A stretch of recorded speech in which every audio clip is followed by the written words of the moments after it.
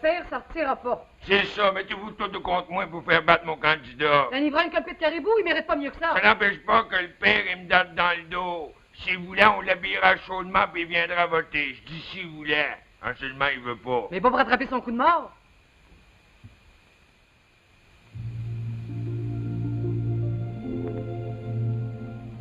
Les belles histoires des pays d'en haut. De Claude-Henri Grignon. Réalisation Bruno Paradis. Une bonne place pour tenir le pôle. En seulement, demain lundi, vous pouvez pas l'argent, un jour des élections, le magasin fermé. Pas de différence. Je fais mon devoir de citoyen. Ouais.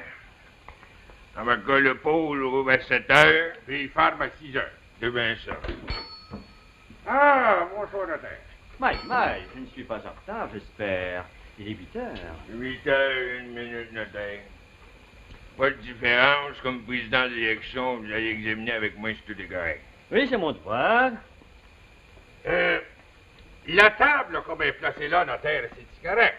Oui, mais il faudrait ici une chaise pour mon greffier. Ayez pas peur, il y en aura une demain matin. Les plumes d'encrier, la liste des électeurs, là-bas des scrutins. Puis c'est les bulletins de vote. Mais il doit y en avoir 300, hein? Il y a juste 267 électeurs. Ah, si 200 exercent leur vote, ce sera beau. On va avoir des surprises. On le saura demain soir à 6 heures. Ici, le notaire, pour voter, c'est correct. Oui, tout me semble en ordre. Mais pas d'électeurs dans le pôle qui flaire. Moi, c'est bien clair. Comme président d'élection, vous êtes le boss. Faites respecter l'ordre. Une élection, c'est sacré. Absolument et parfaitement. Eh bien, j'apporte la boîte de scrutin. C'est la loi. N'oubliez pas les bulletins de vote. Eh bien, voilà, vous voyez, messieurs.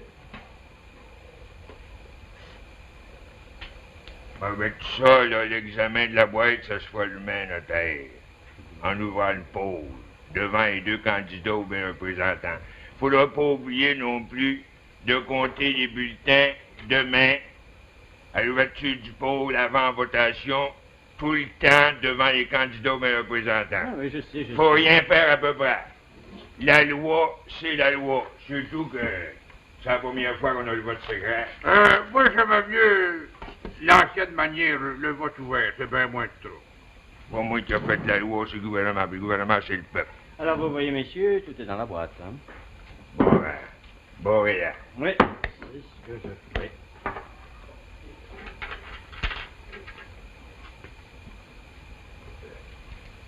Voilà. Bon. Restez en bas de là chez vous. Bien, monsieur, c'est ce que je fais. Hein? Puis demain, un voteur à la fois, les autres à 30 endroits. Pas de cabale dans le pôle. Et tout de même, monsieur le maire, je connais mes devoirs. Je vous le dis bien. N'oubliez pas, notaire. Demain, 7 heures tapant. Je serai ici à 7h moins le quart, fort exactement. Bonsoir, Claude.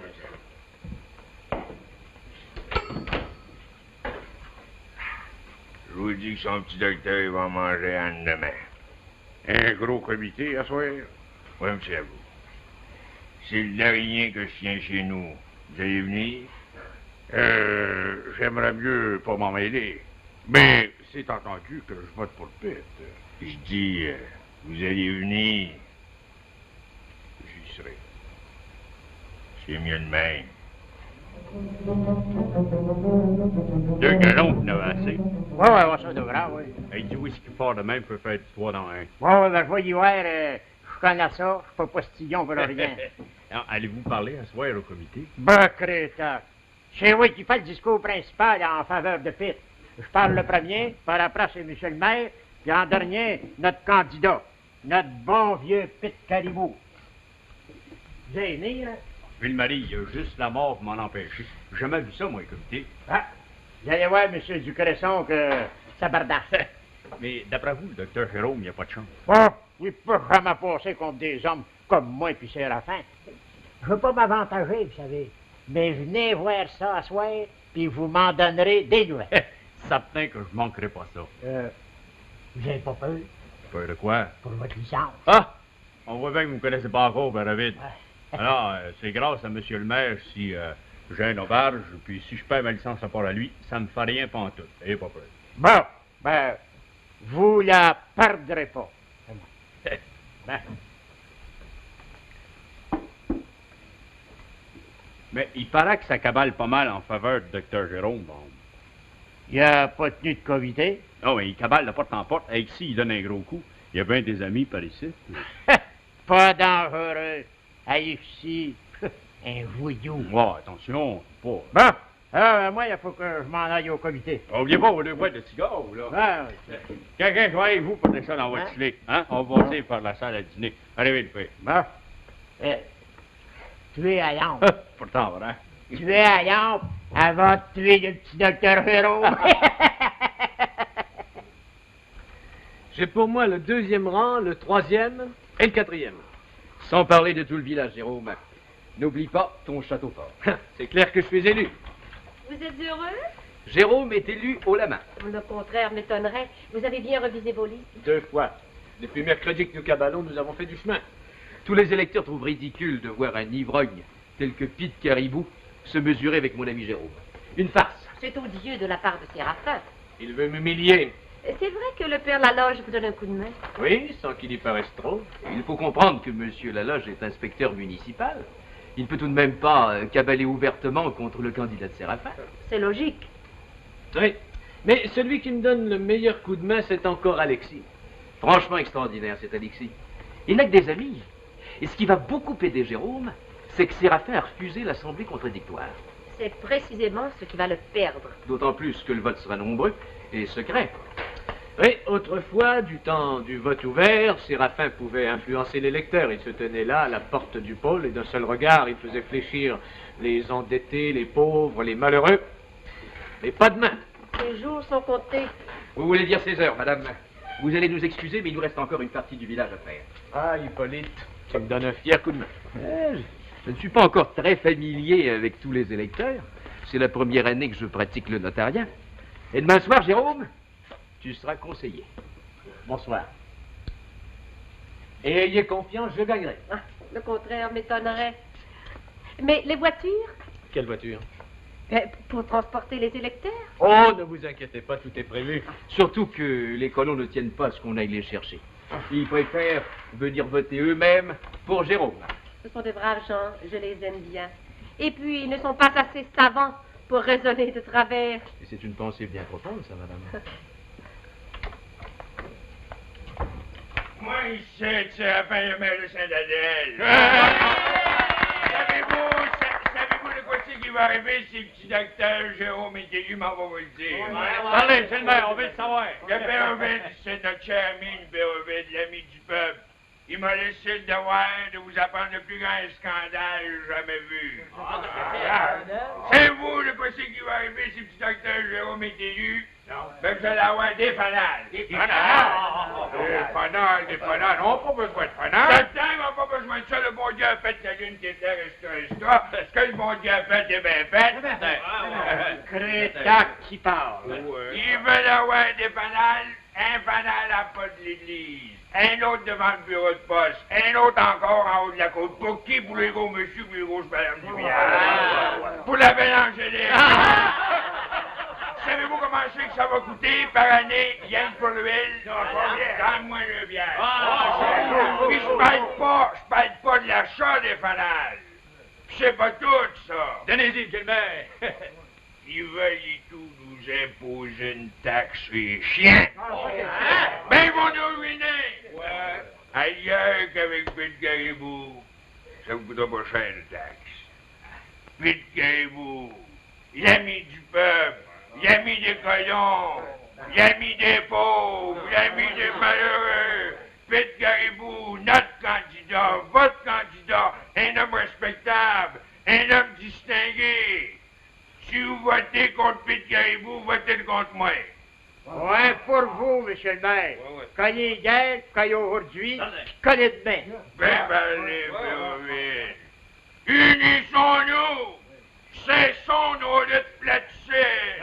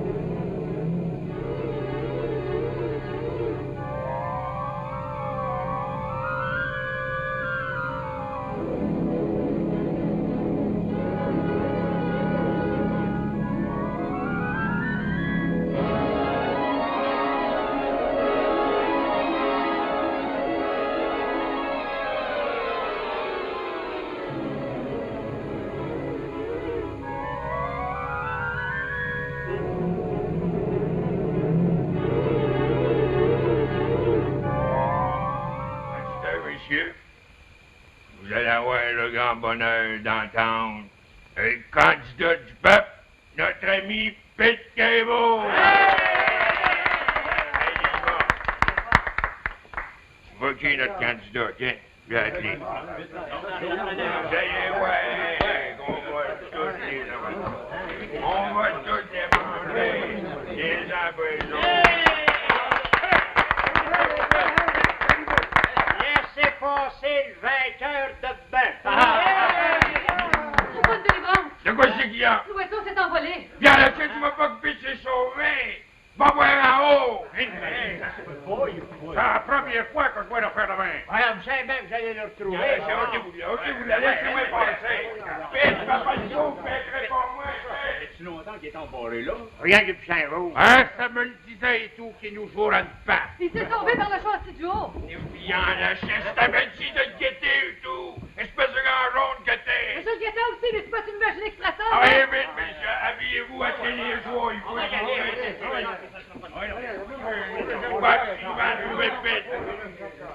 Ben beau, la politique. Puis, vous l'avez pas trouvé? Ben non. Pour moi, Pete est sacré camp Saint-Sauveur ou bien Saint-Agathe. Et puis, on peut pas courir jusque-là. Il faut qu'on cabale, nous autres. Ouais. C'est bien assez pour la part d'élection, ça. On n'est pas battu jamais. Puis, as-tu voté? Ben non, il est pas par ici. Ça s'est jamais vu, un candidat qui vote pour. Je vais vous le dire, mademoiselle. On s'en souviendra de cette élection-là. Ah, j'ai tout de ce qu'il faut arriver, mec. On a emporté un petit brin de whisky. Bien, le chien, parlez-moi pas de whisky, moi. C'est bien assez que Pete s'est sauvé avec un galon, du whisky pur, il va bien se saouler jusqu'à la fin du monde. Et votre père vient pas voter. Le père, il est trop malade. Il est couché. Ça a donc l'air de te faire plaisir. Le père sortira pas. C'est ça! Mettez-vous tous de contre moi pour faire battre mon candidat. Un ivrogne comme Pete Caribou, ça mérite pas mieux que ça. Ça n'empêche pas que le père il me tape dans le dos. Si vous voulez, on pourrait l'habiller chaudement pour on l'amènera à voter. Je dis si vous voulez, seulement il veut pas. Il est pas pour attraper son coup de mort. Ça me fait rien. M'en va tout vous battre. Le père avec.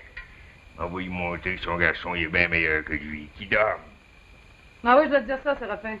Oui, fais ça vite, je suis pressé. J'ai 10 voteurs à aller chercher dans le 10e rang, puis c'est pas à la porte. Ben, il y a le garçon du père Fourchu, là, il est venu de porter des intérêts. 24 piastres.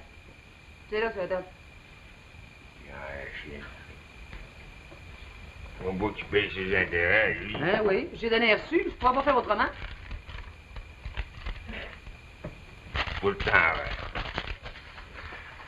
Encore un autre vote, idiot. Ça peut jamais aller plus mal. Alors, supposons qu'il paye les intérêts. Je vais toujours pogner à la maison au printemps. Ça donne que je m'envoie y serrer le jouy. Arrivez, le père. Ouais, mais je crois bien que c'est à mon tour, j'allais oublier. Un bulletin, monsieur le notaire. Ah, pardon, monsieur le président. Oh, excusez-moi, monsieur le président. Ah, voici un bulletin, vous savez voter. Même si c'est la première fois que je vote secret, je sais voter. Là, derrière le rideau. Un instant, s'il vous plaît. Il y en a déjà un crivé, monsieur le greffier. Rosario Fourchu.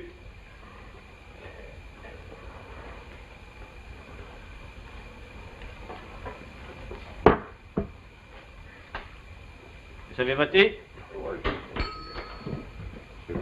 En arrière. 27 qu'on vote. Attendez. Grévé greffier. Joseph Benjamin Ducresson, aubergiste. Un beau temps pour les élections, hein? Très beau. Ça va t'en marche? Je dis qu'il fait très beau. Merci, notaire.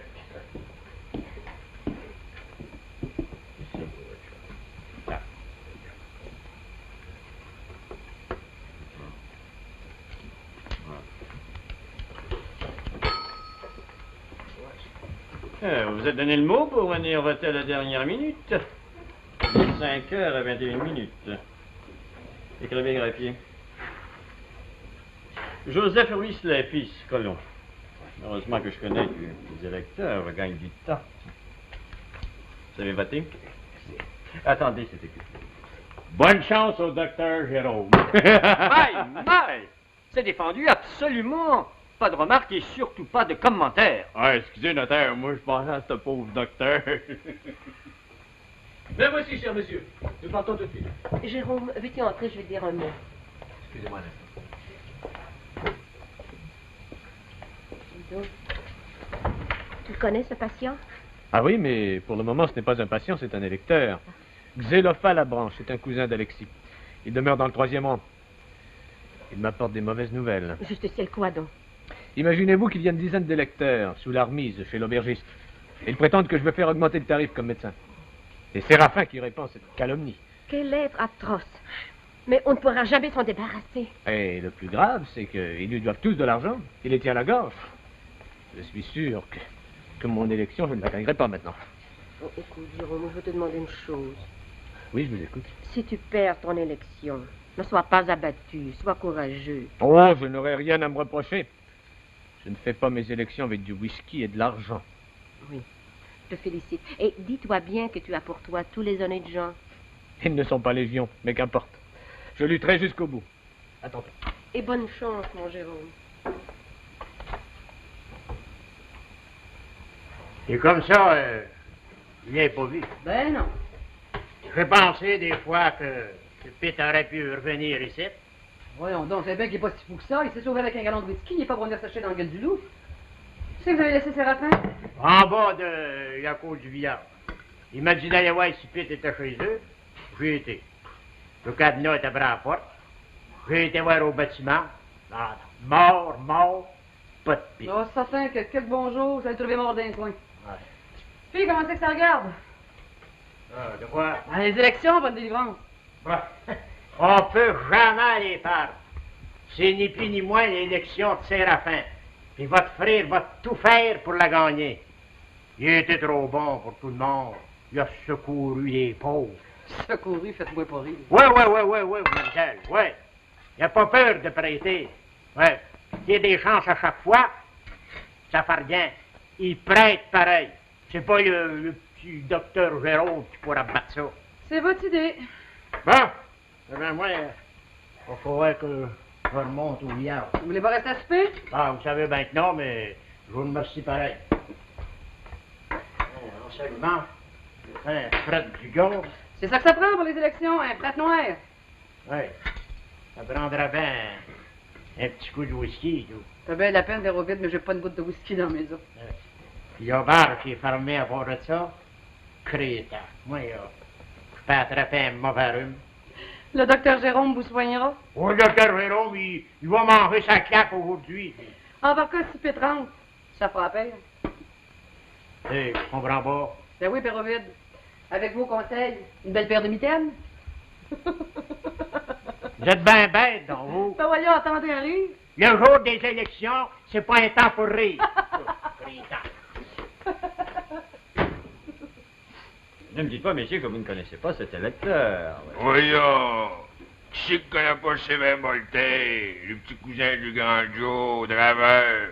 Bien meilleur draveur qu'Alexis. Pas d'influence indue, monsieur le maire. Parlez-nous donc plutôt de votre candidat, monsieur le maire. Dans le temps. Bien, allez voter derrière les rideaux. Quelle heure vous avez à votre montre, M. Brisset? 6h moins 2 exactement. Ah, vous l'avez dit, c'est le temps. Viens, le chef, tu vas me dire où c'est que tu sors, toi? Je veux voter, ouais. Il n'y a pas de droit, M. le Président, il est sous. Rien dans la loi n'empêche un ami ivre de voter. Ah, d'autant plus qu'il est lui-même candidat. Ouais, il a été bossé, c'est vrai. Ah, ça, c'est bien. Écoute, Bill, fais pas le fou, mon Bill. Vote pas, pour l'amour de moi. Vote pas, tu vas te tromper, prends pas de chance. Votez-vous devant moi. Messieurs, un peu de décorum. Je veux pas qu'il vote. Et prononcez-vous donc, monsieur le président. Avez-vous toute votre raison? Ben, je suis un petit peu chautard, mais je sais voter. Hein, c'est mon devoir, mon droit de... Moi, un citoyen. Eh bien, allez voter. Là-bas.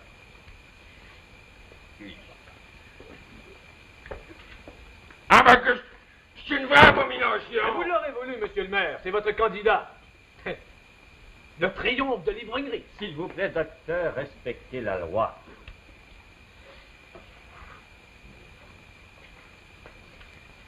Il se posait pendant combien de temps, lui, là?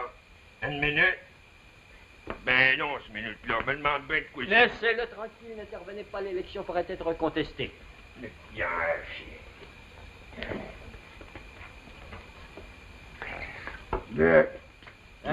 Voulez-vous? Non, ici, dans la boîte. Là? Oui, vous-même. Ah, je sais pas si ça rentre.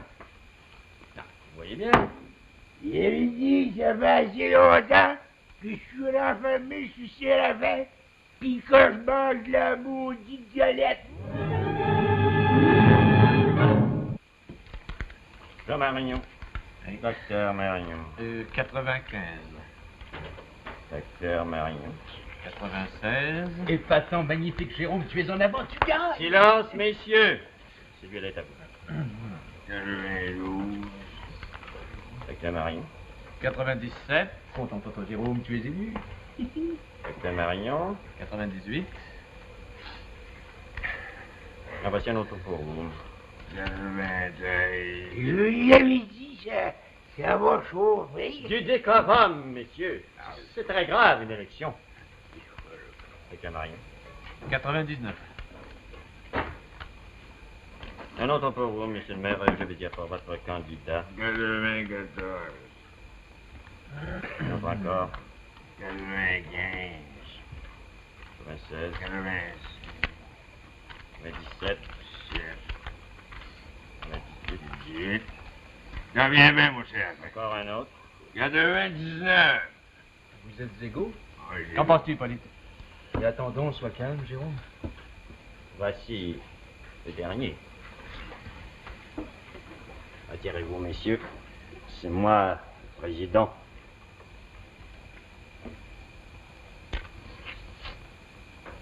Je déclare élu par un vote de majorité le docteur Marignon. Félicitations. Laissez-moi donc voir le tête. Viens, chien, c'est pour te t'en Une voix, Jérôme, une voix.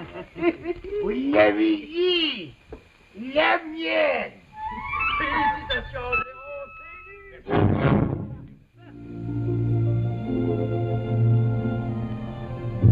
Vous retrouverez les personnages des belles histoires des pays d'en haut à l'émission Un homme et son péché, une production de Radio-Canada, diffusée du lundi au vendredi à 10h30 du matin au réseau français de radio.